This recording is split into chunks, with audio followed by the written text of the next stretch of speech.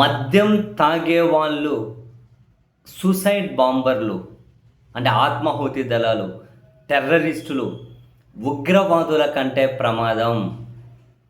వాళ్ళ వల్ల ఎన్ని ప్రమాదాలైనా జరగచ్చు, ఎన్ని జీవితాలైనా రోడ్డున పడిపోవచ్చు, ఎన్ని కుటుంబాలైనా ఛిద్రమైపోవచ్చు. మద్యం తాగిన వాళ్ళకంటే కూడా ఎదుటి వాళ్ళకే ఎక్కువ హాని జరుగుతుంది. ఈ వ్యాఖ్యలు ఇంతకు ముందే ఎప్పుడో ప్రస్తుతం హైదరాబాద్ పోలీస్ కమిషనర్గా ఉన్న సజ్జనార్ సార్ ఎప్పుడో చెప్పారు ఈ విషయాలు. మరొకసారి కర్నూలు దగ్గర జరిగినటువంటి బస్సు సంఘటన ఈ విషయం గురించి చర్చించుకునేలా చేసింది. వాళ్ళ అర్ధరాత్రి వరకు 2 వరకు ఒక బెల్ట్ షాప్ దగ్గర మద్యం తాగడం, అక్కడి నుంచి ఒక దోసు ఇంకో దోసును వాళ్ళ ఊర్లో ఇసిపెట్టిపోయేకని చెప్పి పోయే క్రమంలో హైవే ఎక్కడం, ఆడ ప్రమాదం జరిగి చనిపోవడం, బైక్ రోడ్డు మీద ఉండిపోవడం, బస్సు వేగంగా ఢీకొట్టడం, ఆ బైక్ బస్సు కిందకి పోవడం, అదంతా పేలిపోవడం, బస్సు కాలిపోవడం, 20 మంది జీవితాలు బూడిదెప్పాలైపోవడం, 20 మంది జీవితాలు, 100 కుటుంబాలు. ఇక్కడ ఎవరు బాధ్యత వహిస్తారు? ఎవరు బాధ్యత వహిస్తారు?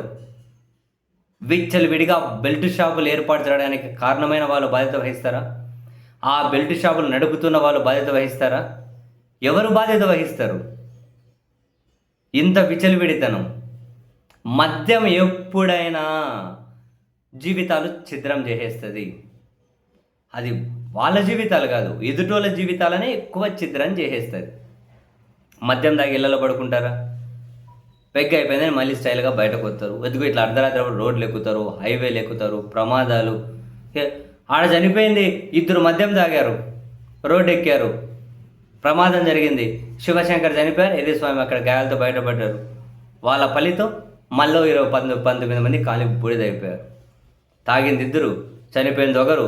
వాళ్ళ వల్ల ఎదుటి వాళ్ళ జీవితాలపై 100 కుటుంబాలు ఛిద్రమైపోయాయి.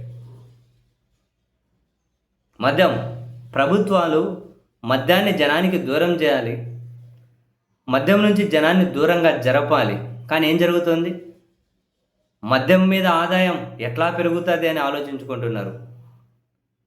తెల్లవారుజామున వరకు కనుక పబ్బులు తిరుగుతారట, బార్లు తిరుగుతారట, వైన్ షాపుల దగ్గర సిట్టింగ్ రూములట, విచ్చలవిడిగా బెల్ట్ షాపులట, మళ్ళీ వాటిలో సరఫరా చేసేకి అధికారం అండగా ఉంది కదా అని చెప్పి నకిలీ మద్యం కంపెనీలు పెడతారు. విచ్చలవిడిగా ప్రభుత్వాలే మీకు క్వాలిటీ మద్యం ఇస్తాం, 2 పెగ్గులు వేసి వేయండి, ఏం నష్టం వస్తుంది?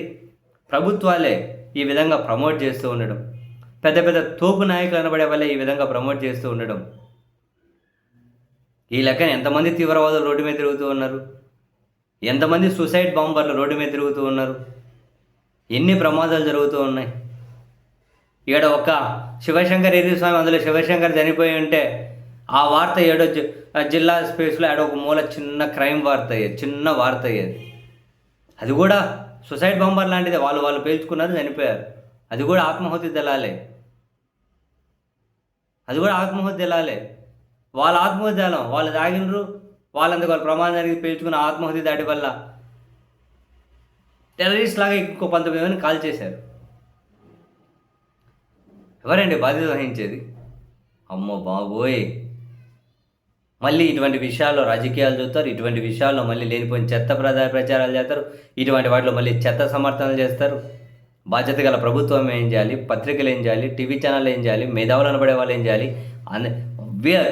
ఈ సూసైడ్ బాంబర్ల కంటే ఇప్పుడు మనం చెప్పిన వాళ్ళలో కొందరు సమాజ కాంక్ష కాకుండా ప్రతిదీ రాజకీయ కోణంలో చూసేవాళ్ళు ఉంటారు. చూశారు, ఏ పార్టీ కానివ్వండి, ఏ మీడియా అన్నా కానివ్వండి, ఎవరైనా ఇటువంటి వాళ్ళు కూడా వీళ్ళు సూసైడ్ బాంబర్ లాంటి వాళ్ళే. జనాన్ని చైతన్యం కానివ్వకుండా వీళ్ళుగానే వెనక నుండి ఆపరేట్ చేసే రిమోట్ లాంటి వాళ్ళే. ఎన్ని జీవితాలు నాశనం అయిపోయాయి. గుండె చల్లు అంట దలుచుకుంటే. పాపం నాశనం అయిపోయిన వాళ్ళ కుటుంబాల కోణంలో వాళ్ళ షూలో ఒకసారి కాలు పెట్టి ఆలోచించండి. షూలే లేవాడ, కాళ్ళు చేతులే లేవు. ఈ కాలిపోయిన వాళ్ళకు మొండెం నుంచే DNA తీసుకుని కొంచెం ఉంటే దాంతో ఫోరెన్సిక్కి పంపించారు. ఏం మాట్లాడుకుంటాం?